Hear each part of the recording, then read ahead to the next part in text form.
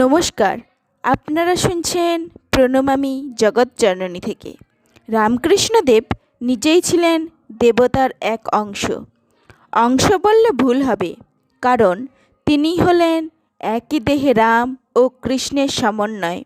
অর্থাৎ তিনি যেমন ছিলেন দেবশক্তি, তেমনি তার জীবন কাহিনীও অসংখ্য অলৌকিক দেবশক্তিতে ভরা। আজ তেমনই এক কাহিনী নিয়ে আপনাদের সামনে আলোকপাত করব। আসুন ঠাকুর শ্রী রামকৃষ্ণের চরণে প্রণাম জানিয়ে শুরু করি আজকের পাঠ। জগন্মাতার প্রথম দর্শনের পরে কয়েকদিন মন্দিরের পূজাদি করা তার পক্ষে অসম্ভব হয়ে উঠল। হৃদয়রাম অন্য এক ব্রাহ্মণের দ্বারা পূজাদি চালিয়ে নিলেন এবং বায়ুরোগ হয়েছে মনে করে ভূকৈলাসে রাজবৈদ্যের দ্বারা মামার চিকিৎসাদি করাতে লাগলেন। কিন্তু এ যে ভাবরোগ, কবিরাজি চিকিৎসায় সারবে কেন? যেদিন একটু হুঁশ থাকত সেদিন তিনিই যেতেন পূজা করতে। সে অতি অদ্ভুত পূজাতে বসেই তিনি ধ্যানে নিশ্চল হয়ে যেতেন। পরবর্তীকালে ত্যাগী শিষ্যদের বলেছিলেন, মার নাট মন্দিরের ছাদের আলিশায় যে ধ্যানস্থ ভৈরব মূর্তি আছে, ধ্যান করতে যাবার সময় সে মূর্তি দেখিয়ে মনকে বলতাম, মন এমন স্থির নিষ্পন্দভাবে বসে মায়ের পাদপদ্ম চিন্তা করবি। ধ্যান করতে বসেই শুনতে পেতাম শরীরের সব গ্রন্থি পায়ের দিক থেকে ওপরে খটখট শব্দে একটার পর একটা সব গাঁট যেন ভিতর হতে তালাবন্ধ হয়ে যাচ্ছে। ধ্যানকালে এতটুকু নড়াচড়া, এমনকি আসন পরিবর্তন করার সামর্থ্য থাকত না। ধ্যানে বসে প্রথমে জ্যোতিবিন্দু সকল দেখতে পেতাম, কখনো বা দেখতাম যে পুঞ্জীভূত জ্যোতিতে চারিদিক পরিব্যাপ্ত, আবার কখনো বা গলিত রূপার মতো উজ্জ্বল জ্যোতিতরঙ্গে ছেয়ে গেছে সব কিছু। চোখ বুজে আবার চোখ মেলেও এসব দর্শন হতো। পাষাণময়ী প্রতিমা তার কাছে এখন সর্বদা প্রাণময়ী জাগ্রতা দেবী মূর্তি। মা হাসছেন, কথা কইছেন, এটা কর ওটা করিস নে বলে নির্দেশ দিচ্ছেন। কখনো ভোগ নিবেদন করে দেখতেন দেবীর নয়ন হতে অপূর্ব জ্যোতিরশ্মি লগলগ করে নির্গত হয়ে নিবেদিত অন্নাদি সব স্পর্শ করছে। আবার কখনো দেখছেন ভোগ নিবেদন করা মাত্র, কখনো নিবেদন করার পূর্বেই মা অঙ্গজ্যোতিতে মন্দির আলোকিত করে খেতে বসেছেন।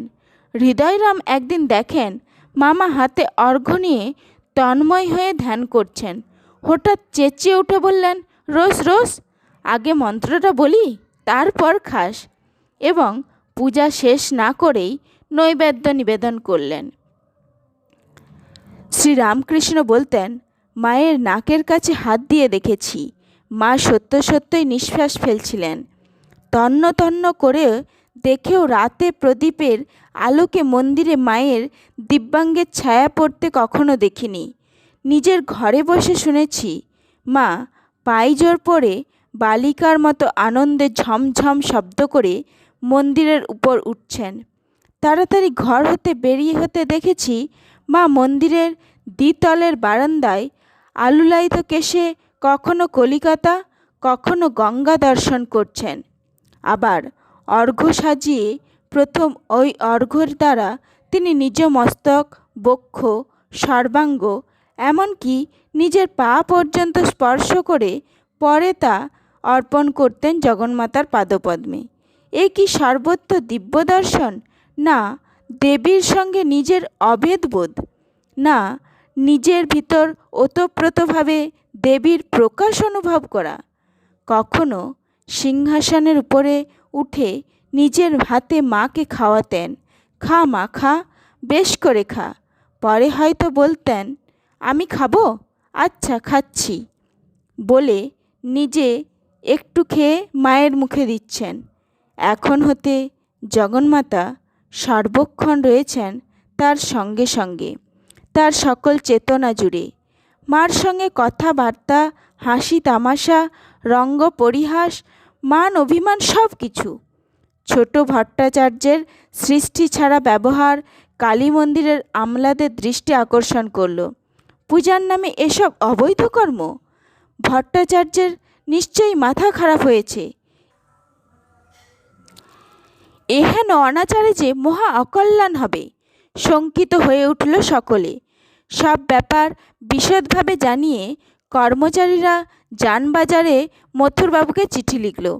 তিনি বলে পাঠালেন, আমি নিজে গিয়ে যা হয় এর ব্যবস্থা করব।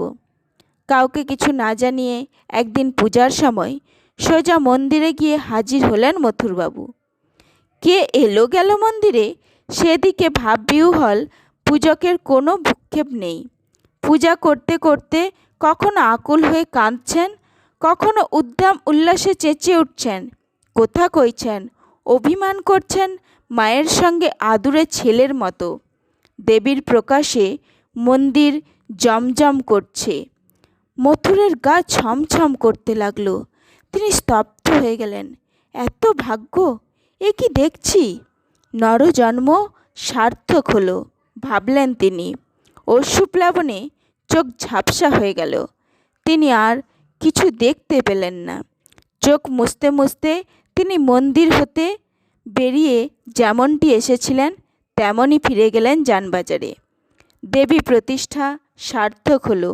এতদিনে জগজ্জননী সত্য সত্যই আবির্ভূতা হয়েছেন। এই তো মায়ের ঠিক ঠিক পূজা, ভাবছেন মথুরবাবু। পরদিন নির্দেশ এলো মন্দিরের প্রধান কর্মচারীর উপর, ভট্টাচার্য মশাই যেভাবেই পূজা করুন না কেন তাকে কেউ বাধা দেবে না।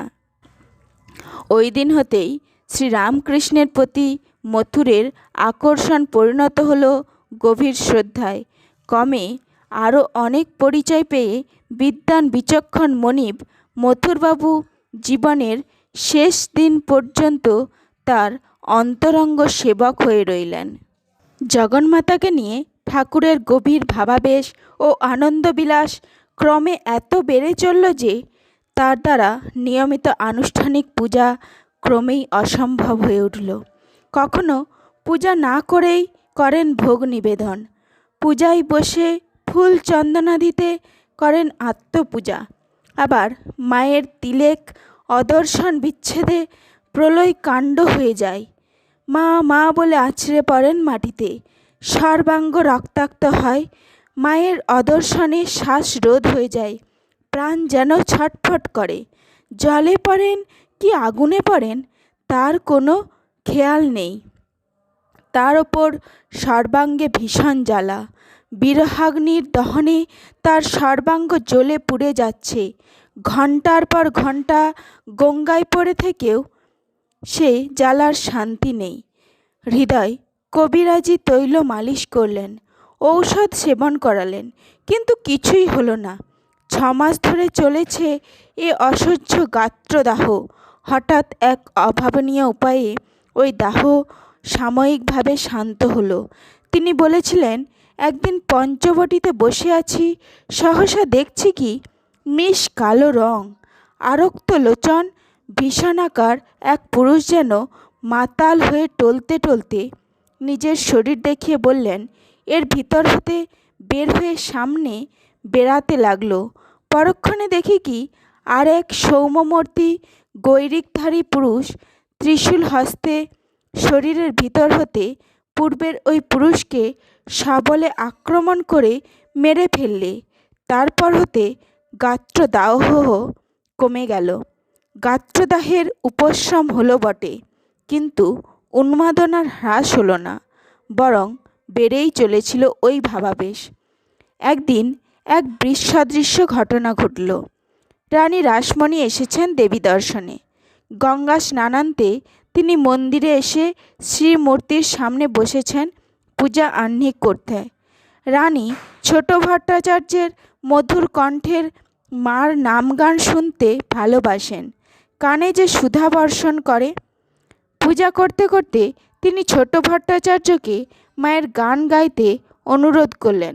শ্রী ঠাকুরও রানীর কাছটিতে বসে বিভোর প্রাণে রামপ্রসাদ, কমলাকান্ত প্রভৃতি সাধকদের গান গাইছেন। রানীর প্রাণ ভক্তিরসে আপ্লুত। অথচ তার অজ্ঞাতসারেই এক মকদ্দমার চিন্তা এসে মনে ঢুকেছে। ঠাকুরের গান হঠাৎ বন্ধ হয়ে গেল। বিরক্ত হয়ে রুক্ষস্বরে তিনি বলে উঠলেন, এখানেও ওই চিন্তা? বলেই রানীর গালে এক চপেটাঘাত করলেন। সামান্য এক পূজারী রানীর গায়ে হাত তুলেছে, মন্দিরে মহা হইচই পড়ে গেল। দারোয়ানরা ধরতে গেল ঠাকুরকে, কেউ গালাগালি করে, কেউ যায় মারতে। তিনি কিন্তু আপন মনে বিভোর, মুখে মৃদু মন্দ হাসি। রানীর গায়ে হাত তোলা মথুরবাবুর প্রাণে বড় লেগেছে, কিন্তু রানী তাকে বললেন, ছোট ভট্টাচার্যের ভিতর আবিষ্ট হয়ে মাই আমায় শিক্ষা দিয়েছেন। মথুরবাবুর কিন্তু তাতেও মন উঠল না, তার বিচারশীল মন। তিনি ভাবলেন, দেবীর আদেশ হয় ছোট ভট্টাচার্যের ওপর, তা ঠিক, তার সঙ্গে বায়ুর প্রকোপও বেড়েছে নিশ্চয়ই, চিকিৎসা করাতে হবে। প্রসিদ্ধ কবিরাজ গঙ্গাপ্রসাদ সেনের চিকিৎসাধীনে রাখলেন ঠাকুরকে। রানীর কিন্তু সেই থেকে ছোট ভট্টাচার্যের ওপর শ্রদ্ধা আরও বেড়ে গেল। ইনি যে অন্তর্যামী পুরুষ ভাবলেন রানী। শুধু চিকিৎসার ব্যবস্থা করেই ক্ষান্ত হলেন না মথুরবাবু। নানাভাবে যুক্তিতর্কের সাহায্যে ঠাকুরকে বোঝাতে লাগলেন যে ভগবত ভক্তিরও এত বাড়াবাড়ি ভালো নয়, সব কিছুর একটু রয়ে সয়ে করা ঠিক। দুজনের মধ্যে এই নিয়ে বোঝাপড়া চলেছে। এমন সময় হঠাৎ একটি ঘটনায় মথুরবাবুর চোখের সামনের জবনিকা যেন সরে গেল চকিতে। কথা প্রসঙ্গে একদিন মথুরবাবু ঠাকুরকে বলছেন, ঈশ্বরকেও আইন মেনে চলতে হয়। তিনি যে নিয়ম একবার করে দিয়েছেন তা রদ করবার ক্ষমতা তারও নেই। শুনে ঠাকুর স্তম্ভিত হয়ে বললেন, ও কি কথা তোমার? যার আইন ইচ্ছা করলে সে তখনই তা রদ করতে পারে বা তার জায়গায় আর একটা আইন করতে পারে। মথুর কিন্তু ও কথা কিছুতেই না মেনে তর্ক জুড়লেন। লাল ফুলের গাছে লাল ফুলই হয়, সাদা ফুল কখনো হয় না, কেননা তিনি নিয়ম করে দিয়েছেন। কই লাল ফুলের গাছে সাদা ফুল তিনি করুন দেখি। তিনি স্বাধীন, স্বতন্ত্র, ইচ্ছা করলে সব করতে পারেন, বললেন ঠাকুর। মথুরবাবু কিন্তু সে কথায় বিশ্বাস হলো না। পরদিন ঠাকুর শৌচে যাচ্ছেন ঝাউতলায়। দেখলেন যে একটা লাল জবা ফুলের গাছে একই ডালে দুটো ফুল, একটি একেবারে রক্ত লাল আর একটি ধপধপে সাদা।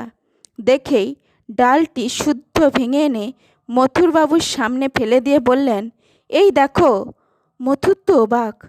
তাকে বলতে হলো, হ্যাঁ বাবা, আমার হার হয়েছে। এতেও মথুরবাবু ঠাকুরকে পুরোপুরি গ্রহণ করতে পারেননি, আরও বাজিয়ে দেখতে লাগলেন। এই যে অনিদ্রা, এত যে ভাবাবেশের বাড়াবাড়ি, বোধ হয় কঠিন ইন্দ্রিয় নিগ্রহের ফল। ব্রহ্মচর্য একটু খণ্ডিত হলে হয়তো এ ভাবটা কেটে যাবে, সব কিছুরই সাম্য হবে, ভাবলেন মথুরবাবু। গোপনে শহর থেকে দুজন পরমা সুন্দরীকে নিয়ে এলেন এবং চুপি চুপি পাঠিয়ে দিলেন ঠাকুরের ঘরে। তিনি তো বারাঙ্গনা দেখলেন না, স্ত্রীও সমস্তা সকল জগৎসু। তিনি তাদের ভিতর দেখলেন ভবতারিণীকে। মা মা বলতে বলতে ভাবস্থ হয়ে পড়লেন। মহালজ্জিতা হয়ে অধোবদনে তারা চলে গেল। এতেও হলো না। পরে আরও একবার মথুরবাবু তার বাবাকে নিয়ে গিয়েছিলেন মেছুয়া বাজারের এক পল্লীতে, হাবভাব সম্পন্না সুন্দরী কুলের মধ্যে। ঠাকুর তো মেয়েদের দেখেই মায়ের স্তব করতে লাগলেন। বাহ্য চৈতন্য লোপ পেয়ে গেল। তিনি বালকের মতো দিগম্বর হয়ে গেলেন।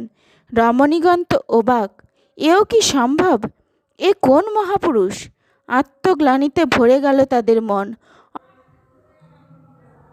অপরাধিনীর ন্যায় তার চরণে লুটিয়ে পড়ল। তিনি তখন সমাধিস্থ। ঠাকুরের দ্বারা নিয়মিত সেবা পূজা আর সম্ভব নয়, বুঝলেন মথুরবাবু। তার ব্যবস্থাও করলেন।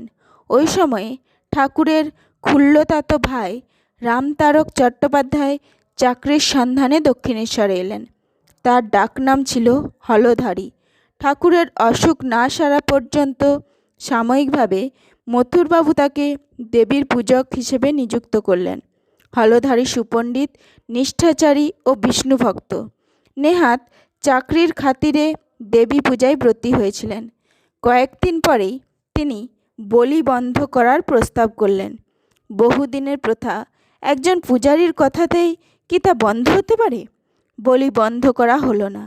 তাই হলধারী ক্ষুণ্ণ মনে পূজা করতে লাগলেন।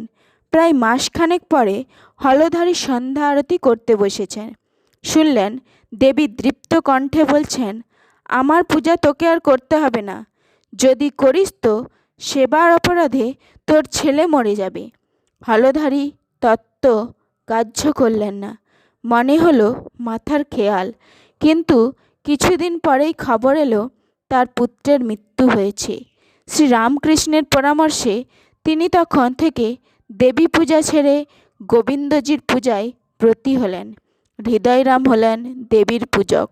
শ্রীরামকৃষ্ণের জীবনে এখন সততবোধং কেবল আনন্দরূপং নির্বিকল্পং অবস্থা। মা এখন নানা রূপে নানাভাবে নিরন্তর তাকে ঘিরে রয়েছেন। নিরবকাশ মাতৃদর্শন, অবিচ্ছিন্ন মাতৃপ্রকাশ, মাতৃ সাধনা পৌঁছেছে সিদ্ধিতে। মা এখন শুধু বাইরে নন, ভিতরে ও বাহিরে, সকল ব্যাপ্তিতে। চোখ বুজে চোখ মেলে আবার অপলক দৃষ্টিতে তিনি নিরন্তর দর্শন করছেন মাকে নানা রূপে। কখনো মা আর তিনি অভেদ, তবু রেখেছেন ব্যবধান মা আর শিশু। তিনি এখন মায়ের কোলের ছোট্ট শিশুটি, উঠতে বসতে চলতে ফিরতে মায়ের ইঙ্গিতের মুখাপেক্ষী। আর সেই মুখ খসড়ানো নেই, নেই ছটফটানি। ক্রমে বিলাস, মাতৃভাবে নিরবচ্ছিন্ন বিলাস। মায়ের বিরহজনিত গাত্রদাহ এখন রূপান্তরিত হয়েছে দিব্য আনন্দ উচ্ছলতায়, পরিপূর্ণতায়। সর্বং খলু ইদং ব্রহ্ম, বাক্য নতুন রূপ পেয়েছে। মাই সব, মাই সকল চেতনায়, সকল দোতনায়, ত্রিকাল ও কালাতীত সত্তায়, সকল বস্তুতে, প্রাণীতে ও বাণীতে, সকল গুণে, শুধু সত্যে নয় তমতেও তিনি। তস্য ভাবা সর্বমিদং ভাবাতি। এই দিব্য অনুভূতি। আবার স্থূল দৃষ্টিসম্পন্ন মানব যাকে প্রতিমা পূজা বলে, তাই যে জ্ঞানাতীত পরম তত্ত্বের একটি প্রকৃষ্ট স্তর, তারই প্রতিষ্ঠা করলেন নিজের জীবনাদর্শ দ্বারা। এ যেন তার সমন্বয় রূপ জীবন বেদের প্রথম শ্লোক। যুগ ধর্ম সংস্থাপনের জন্য শ্রীরামকৃষ্ণ ধারাবাহিকভাবে দীর্ঘ 12 বৎসর নিরন্তর কঠোর সাধনা করেছিলেন। প্রথম 4 বৎসর সাধনাকালে তিনি জগজ্জননীর মুখ চেয়ে একাই চলেছিলেন সাধন পথে। পরে জগন্মাতা মাতৃমুখাপেক্ষী শিশুর প্রসারিত হাত দুটি ধরে তাকে বুকে টেনে নিয়েছিলেন। এই সাধন পথে আন্তরিকতা ও তীব্র ব্যাকুলতাই ছিল তার একমাত্র পাথেয়। ওই ব্যাকুলতা কত গভীর ও তীব্র ছিল তার আভাস পাওয়া যায় ঠাকুরের নিজের কথা থেকেই। শরীরের দিকে মন আদেও না থাকায় ওইকালে মাথায় চুল বড় হয়ে ধুলো মাটি লেগে আপনিই জট পাকিয়ে গিয়েছিল।